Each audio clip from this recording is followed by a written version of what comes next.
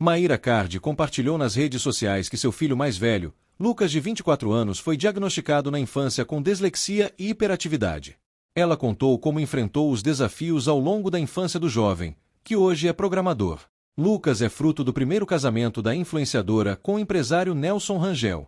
Sabia que meu filho Lucas, ele tem diagnosticado dislexia e hiperatividade? E eu vou contar um negócio pra vocês. Eu tava reflexiva pensando em umas coisas e resolvi bater esse papo com vocês que nunca tinha falado. E é uma coisa muito importante, principalmente para várias mães que recebem um diagnóstico às vezes, sabe? Acha que não tem solução, ou que o filho não vai ter uma vida comum, que vai sofrer preconceitos e tal.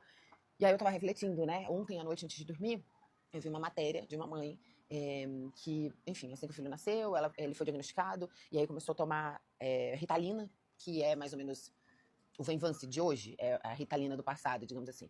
E hoje ele é uma criança super desconectada e ele quer ser normal, voltar a ser ele mesmo. Vou explicar o todo. E aí eu tava refletindo, sentei aqui, fiquei refletindo, falei, cara, eu acho que eu vou dividir com as pessoas isso que é tão importante, foi tão importante pra mim, pro Lucas.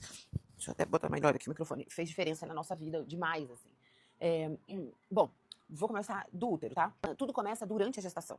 Não é só o que se come, é o que se sente. Então, por exemplo, uma mulher quando ela é engravida e ela tem medo, toda vez que eu sinto medo, eu tenho medo de não dar conta, eu tenho medo de não ter dinheiro pra cuidar do meu filho, eu tenho medo de ser rejeitada pelo pai do meu filho, eu tenho medo, enfim, muitos medos. Eu tinha 17 anos, eu tinha milhões de medos. A cada vez que eu senti o medo, e eu não estou falando sobre mim, eu estou falando sobre todas as mães, mas sobre mim também.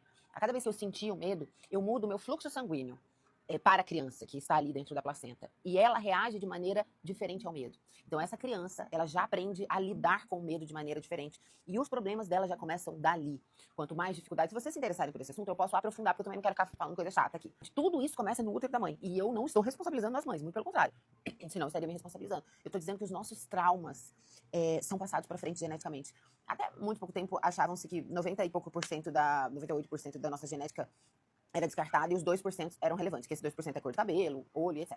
E agora já não, já sabem que esse descarte de genética são as nossas emoções. Então, o que a minha avó sentiu, eu tenho carregando na minha genética. Muito rapidamente, para o assunto não ficar chato e denso, mas se vocês se interessarem, falam, Maíra, me interessei, conta, porque eu sou apaixonada por mecânica trônica, neurociências e tudo isso, então eu quero deixar de uma maneira legal de ouvir, mas é um assunto complexo, porque quando a minha mãe tinha 5 meses na barriga da minha avó, ela já estava sendo ali, eu vou explicar de maneira lúdica, mas basicamente os óvulos que a minha mãe teve durante a vida inteira foram definidos nos 5 meses de gestação que ela estava na barriga da minha avó.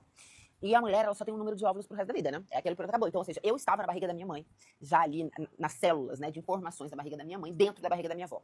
Resumidamente, isso tudo gera esse tanto de dificuldades, de problemas que uma criança apresenta. Os médicos, eles socam remédio nas crianças e não olham todo esse lado, que graças a Deus agora a medicina está evoluindo e estão começando alguns médicos mais acordados a olhar. Em resumo, o que o Lucas tem a ver com isso? Eu tive, minha avó teve os traumas dela, minha mãe os delas, e eu os meus com 17 anos. E quando o Lucas tinha uns 8 anos, talvez, 8 para 9 ou 7, eu levei ele na ABD, que é a Associação Brasileira de Dislexia do Brasil. Ele passou por 16 profissionais. E dentro desses 16 profissionais, ele passou por fonoaudiólogo, neurologista, audiólogo, enfim. Fez toda a bateria de exame, psicologia, lá. E foi diagnosticado com dislexia e hiperatividade. Então, tipo, não é um diagnóstico de um único profissional que olhou pra cara dele e falou, o seu filho tem hiperatividade, vou te dar tanto. Foram 16 profissionais. E esse laudo saiu, que ele tinha que tomar Ritalina, que é como se fosse um Venvance, 70, imagina um Venvance 70, não sei quem conhece, é muita coisa, para uma criança de 8 anos. Ele tinha que tomar Ritalina, que é extremamente pior do que o Venvance, né, que é mais pra trás. Cocaína, grosso modo, ali, ou princípio ativo, extremamente viciante. Eu, uma mãe muito nova, desesperada, ao mesmo tempo que eu não queria dar remédio, eu também não tinha todo o conhecimento, eu falei, eu faço o quê, né? Todos os neurologistas falando que tem que tomar e tal.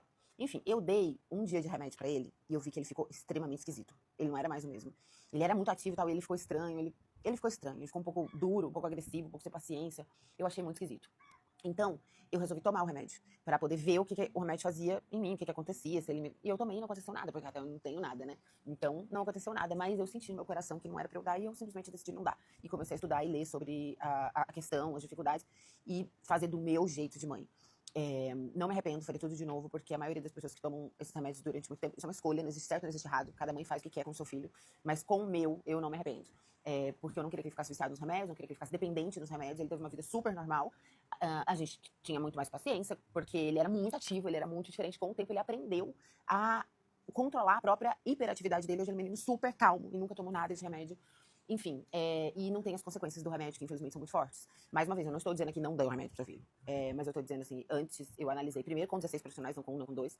E depois ainda assim, esses 16 profissionais dizendo dá, eu decidi não dar. E arcar com as consequências de não dar.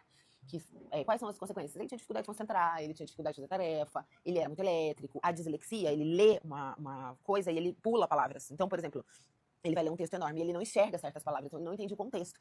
Eu fui atrás, desculpa a palavra, que eu não gosto de palavras, no inferno para poder adaptar ele ao que precisava. Então eu descobri uma lei que as escolas eram obrigadas a se adaptar a ele. Então, ao invés de adaptar o meu filho à escola e botar ele numa caixinha, eu fiz a escola se adaptar ao meu filho. E eu não tinha grana na época, eu só era bocuda já e caruda, sabe? Então, o que eu fiz? Eu descobri que a dislexia, a pessoa ia muito bem na prova oral, só que ia muito mal na escrita. E isso estava prejudicando muito ele, porque ele podia reprovar e tal, porque ele não conseguia. Então, eu fui na escola, eu mostrei a lei, eu fui atrás dos meus direitos, eu obriguei a escola a se adaptar ao meu filho. E aí ele fazia a prova oral, na época o pai dele foi super contra, brigou com a gente, brigou comigo, brigou com ele, falou, enfim, whatever, isso também não importa. Mas eu fiz dessa maneira. Mais uma vez, estou dizendo que essa é certa, eu tô dizendo que é possível, se tem uma mãe que veio e fala, mas eu não queria dar os remédios pro meu filho. Tem outras maneiras? Tem milhões de outras maneiras. E aí você vai atrás, cara, ninguém tem maior interesse no seu filho do que você mesmo. Aí você corre atrás, você fala, vai atrás, eu vou descobrir a lei, eu vou atrás de um advogado, eu vou estudar tudo sobre a doença e você vai descobrir e é possível, enfim, amenizar.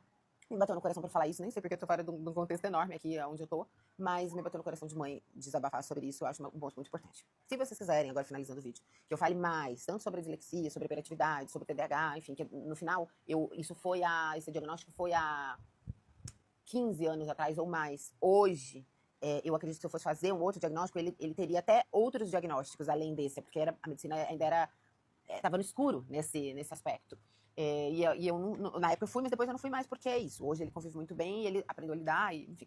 Você nem sabe que ele tem essa dificuldade, porque ele já entende quais as dificuldades que ele tem e onde ele vai, como ele age, e etc.